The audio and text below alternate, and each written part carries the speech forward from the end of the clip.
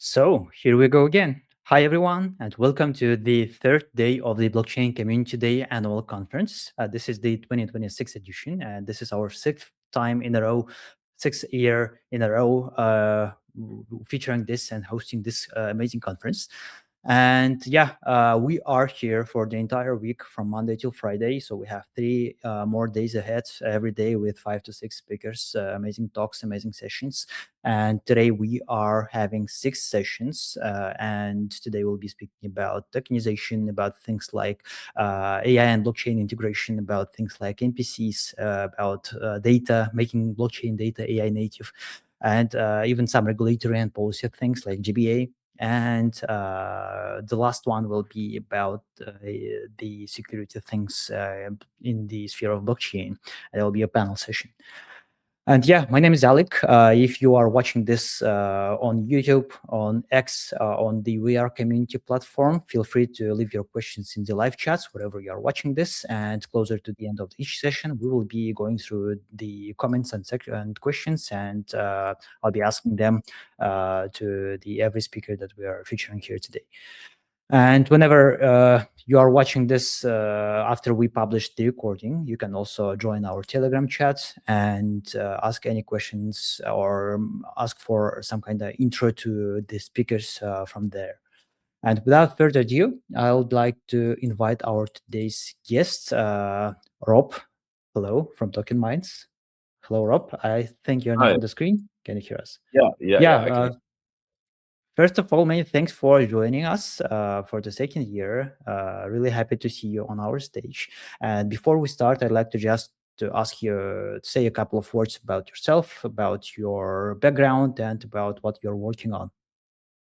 Yeah, absolutely. My name is Rob from TokenMinds, and we have been in the blockchain for finance industry since 2017. So it's almost 10 years right now, focusing on building applications to advance finance, make things more efficient, make things more transparent and accessible to the global liquidity. All right. Yeah. And I can now bring up your presentation, and I believe it is visible for everyone. And we are good to start. So the stage is yours. Good luck to you, Robbie. Thank you. Yeah, hello everybody. Let me just start with something very simple. Imagine a warehouse full of goods, or a stack of unpaid invoices from a major merchant, or a portfolio of green loans on a bank's balance sheet, or a tokenized real world asset that's already structured, digitized, and placed on a modern platform. These things have value, everybody can agree on that.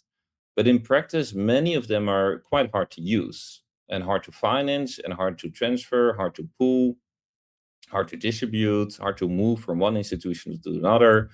And that's strange because in finance, things are more digital than ever. Records are digital, payments are increasingly digital, assets are increasingly digital, and in some cases, also tokenized already. So you would expect value to be more mobile than ever, but very often it's not. And that's a problem I want to talk to you guys about today.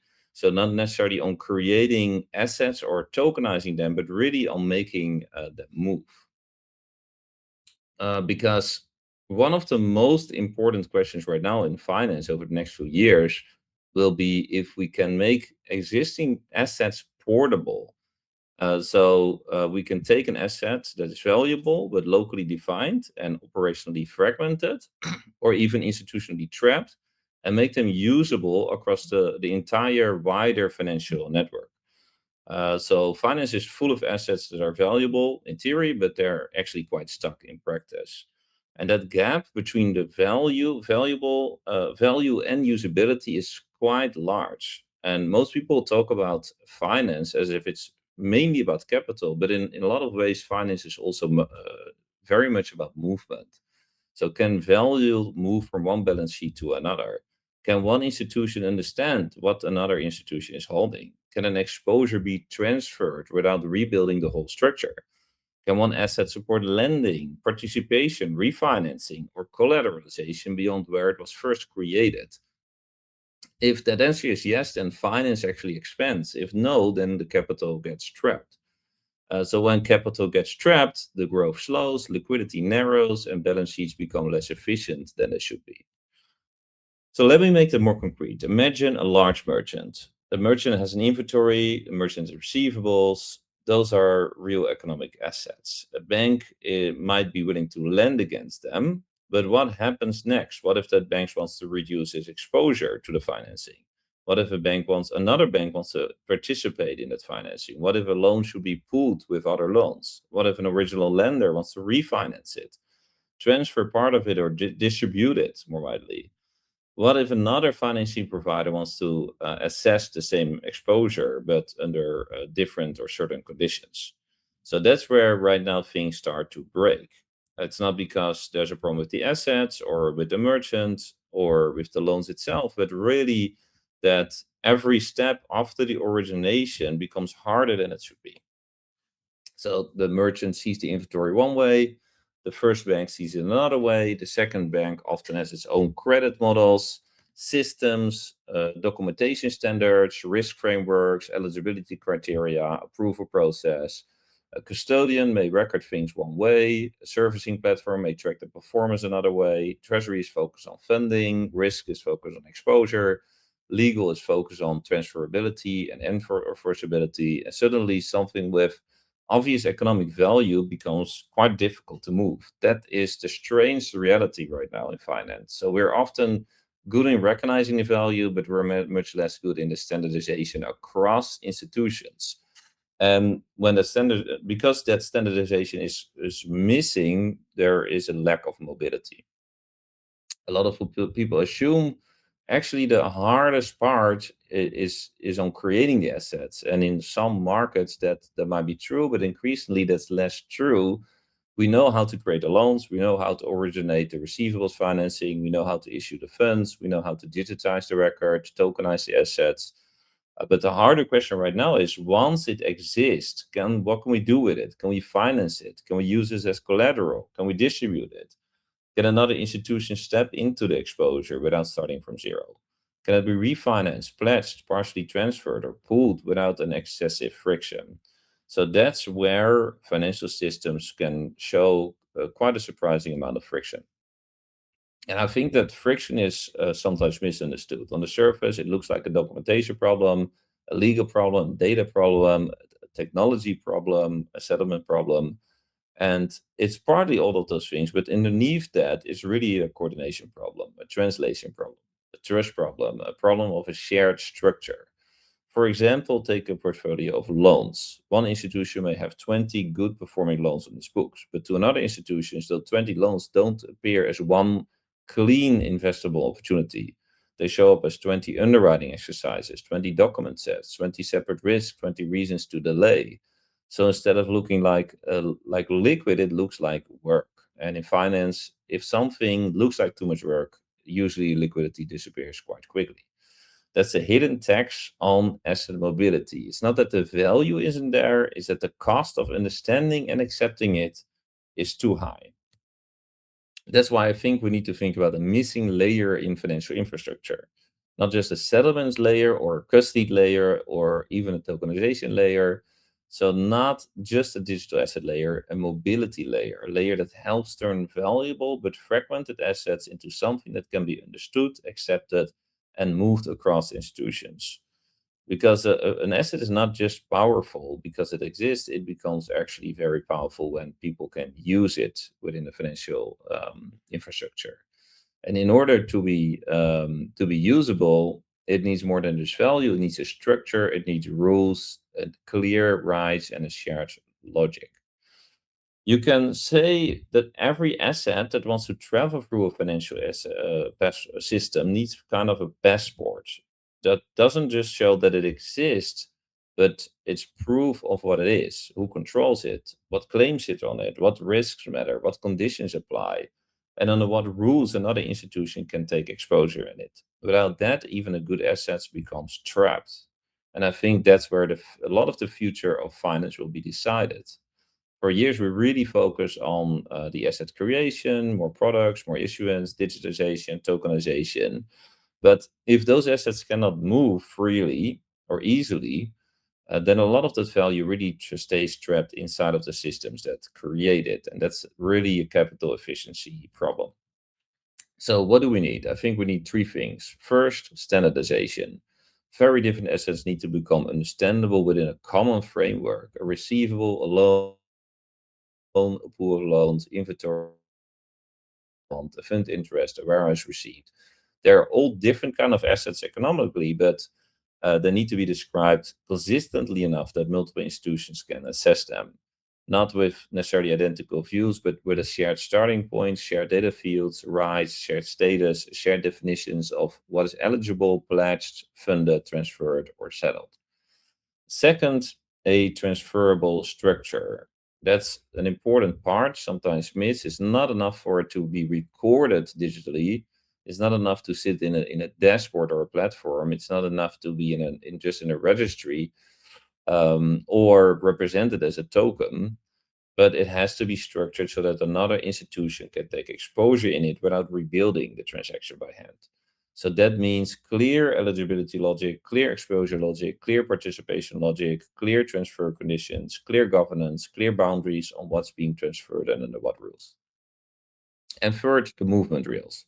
Because once something becomes transferable, the next question is what how does it actually move? How does the ownership move? How does the exposure move? How does the cash move? How do all parties know that they're looking at the same state? And where digital settlement, tokenized cash, stablecoin, synchronized data models, and interoperable institutional network are starting to matter in this scenario. But only if the first two layers are in place. And that point is important because digital rails do not solve this by themselves. The faster rails doesn't fix a badly structured asset. Or a shared ledger doesn't magically make a portfolio very understandable. Token does not automatically create the transferability. Technology can really accelerate this, but it cannot really substitute for clarity. So we need to first structure the asset, then make the exposure portable, and only then improve how it moves and settles. If we do not do that, then we have a great technological solution and rails, but the assets are actually not very efficiently transferable. So a lot of digital finance in recent years has focused on representation. How do we represent an asset digitally? How do we tokenize it? How do we put it on chain? How do we make it visible? How do we make it programmable? And those are useful things, but representation is not the same as usability. A PDF is not portability. A database entry is not portability. A token is not portability. Portability really begins when another institution can confidently act on the asset without translating everything from scratch. And that's a higher bar. And that's exactly where the market is starting to mature. The conversation is shifting away from if an asset can be digitalized towards more on if an asset can support, for example, financing. Away from if we can tokenize this towards can another institution rely on it? Away from can it be issued towards can it move safely and repeatedly through a wider network of counterparties? And that's a much more serious question and a much more useful one because once you ask that question, you stop being impressed by surface level digitization and you ask better questions. Can we verify the assets? Can we rely on the data? Who controls the transfer rights? What triggers a movement of exposure? What happens in a default, a substitution, or a partial transfer? Those are the questions that decide whether an asset can actually circulate through institutional finance. And that's why I think the phrase asset mobility really matters because I don't just mean the transfer in a narrow legal sense. I mean in really a broader financial life of an asset. Can it support a loan? Can it be pledged? Can it be pooled? Can it be funded? Can it be distributed? Can another institution take exposure to it? Can the cash lag settle efficiently? Can the position be monitored across its life cycles? That's mobility, and in many markets, this mobility is still missing.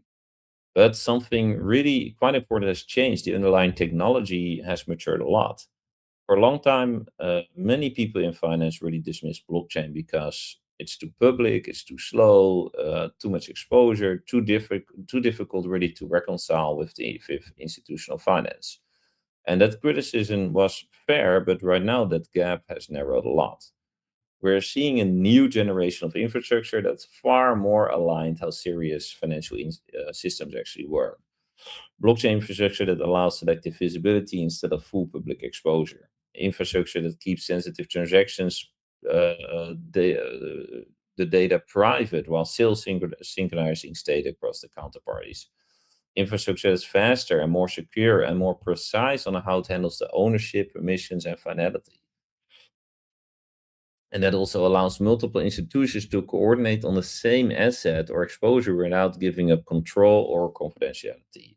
So that's quite a good shift in the right direction, because one of the classic objections of shared digital financial rails was, if we move more financial activity into a shared infrastructure, how can we preserve this privacy, control, and institutional trust?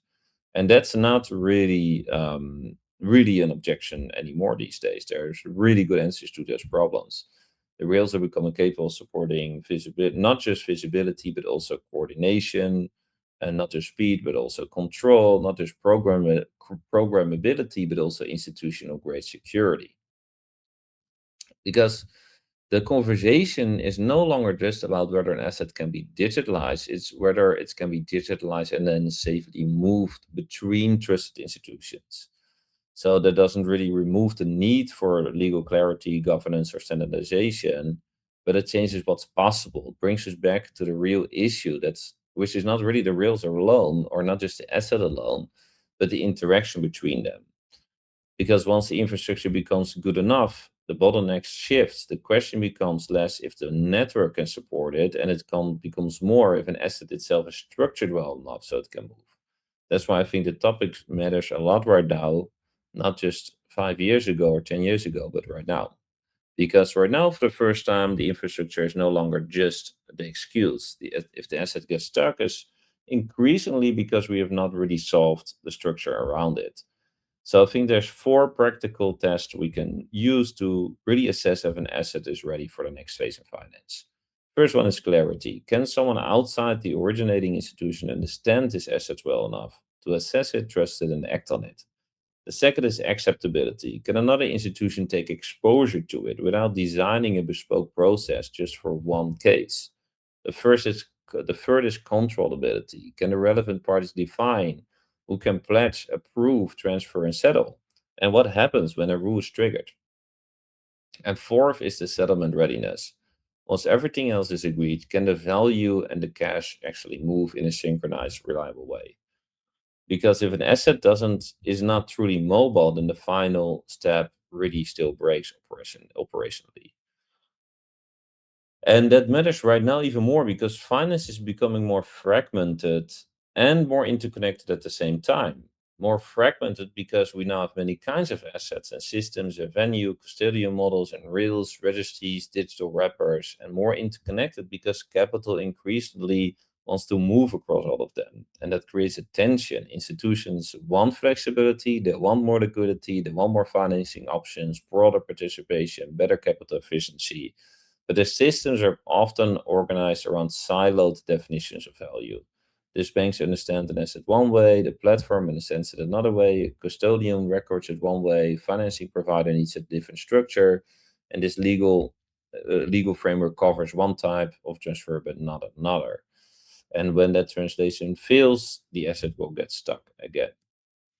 So maybe the future of finance is not just about digitizing or tokenizing, it's also about creating better ways for value to travel, better ways for multiple institutions to understand the same asset, better ways to express rights and exposures, and to govern movement, to connect asset structure with settlement structure.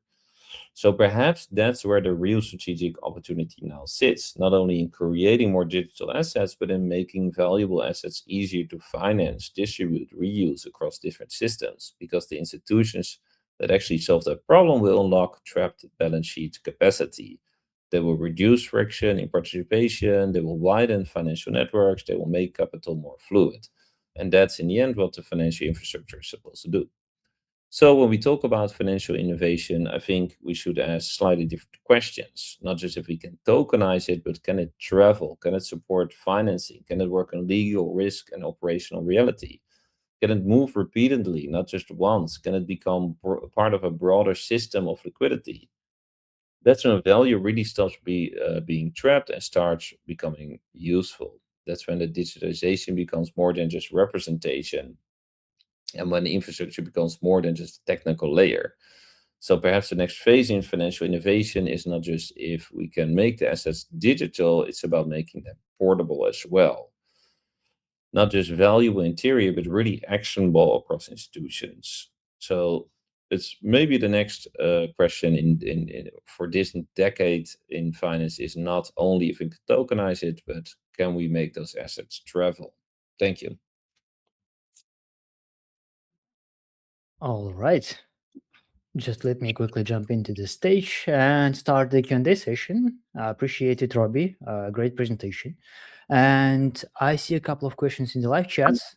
And yeah, before we start looking through the questions, I'd like to ask one question from me.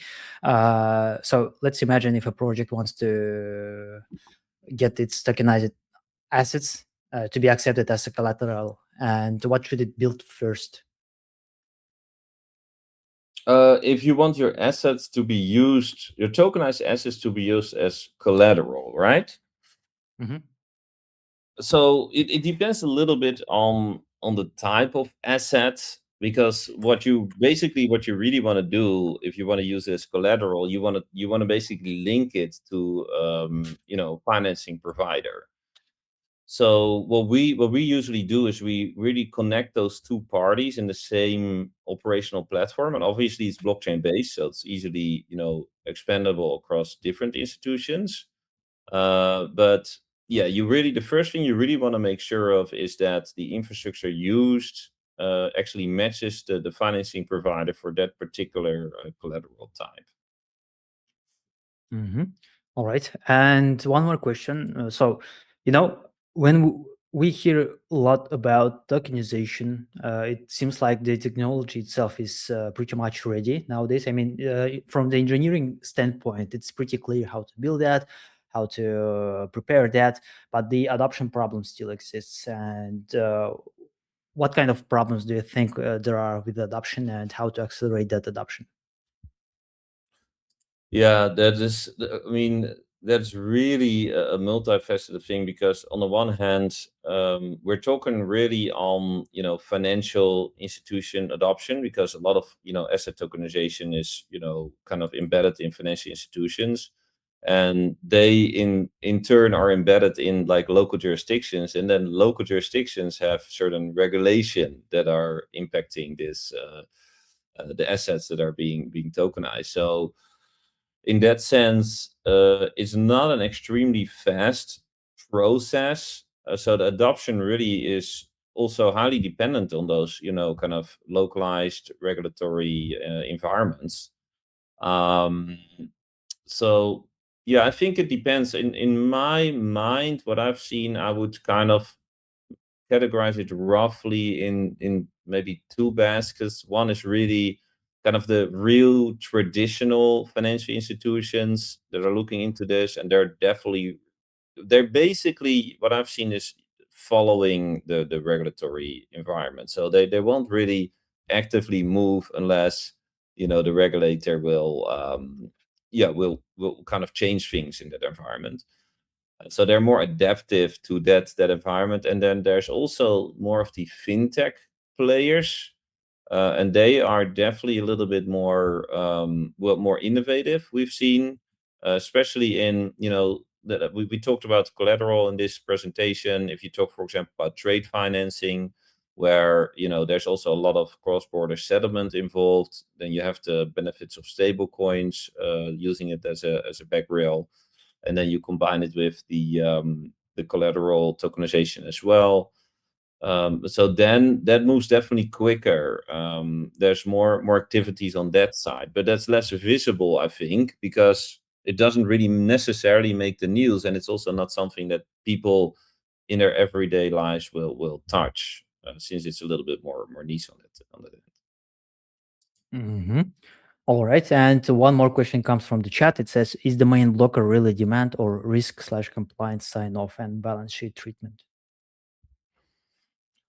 Demand or risk compliance size and balance sheet treatment. Um, I don't think the blocker is demand, to be not what I've seen. There's definitely a lot of kind of interest less demand from institutions. A risk compliance, that's definitely one. Again, as mentioned, that's definitely one important side of this, for sure. Um, yeah, I would say that is a big part of it, the latter, in my experience. Hmm. And another question, what is your proposed collateral eligibility framework based on asset type, issuer risk, liquidity, settlement finality, or legal structure?